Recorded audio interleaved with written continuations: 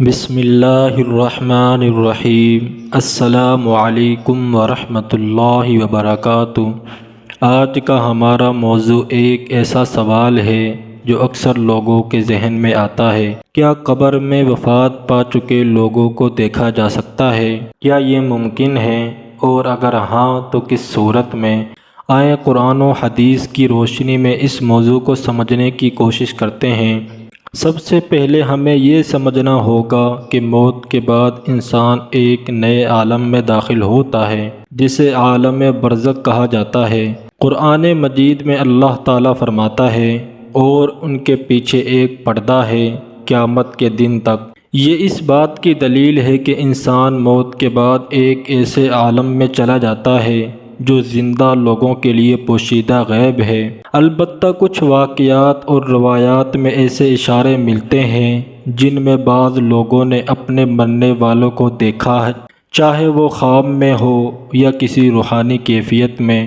تو سوال یہ ہے، کیا یہ واقعات سچ ہوتے ہیں یا محض جذبات اور خیالات کا نتیجہ ہوتے ہیں؟ ایک مرتبہ حضرت عمر رضی اللہ تعالی عنہ نے نبی اکرم صلی اللہ علیہ وسلم سے سوال کیا، یا رسول اللہ، کیا ہم اپنے مرحومین کو سنا سکتے ہیں؟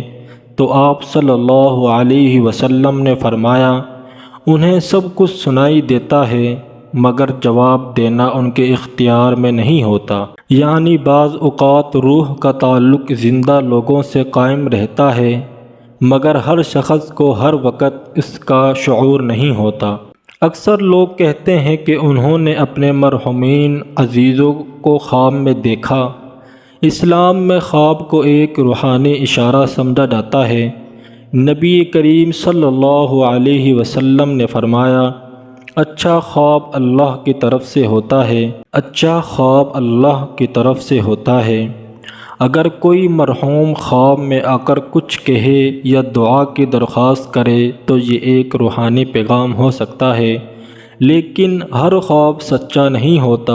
اس لیے ایسے خواب کی تعبیر کے لیے کسی عالم یا صاحب علم سے رجوع کرنا بہتر ہوتا ہے۔ کبھی کبھار لوگ دعویٰ کرتے ہیں کہ انہوں نے جاگتے ہوئے کسی مرحوم کو دیکھا یا ان کی آواز سنی۔ ایسے موقع پر یہ ممکن ہے کہ یہ شیطانی دھوکہ ہو یا کسی جادو یا نفسیاتی کیفیت کا نتیجہ۔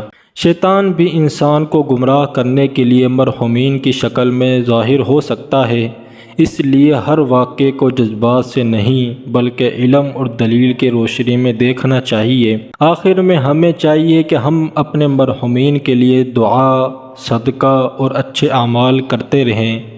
زندہ لوگوں کو کام ان کا حساب لینا نہیں بلکہ ان کے لیے مغفرت کی دعا کرنا ہے۔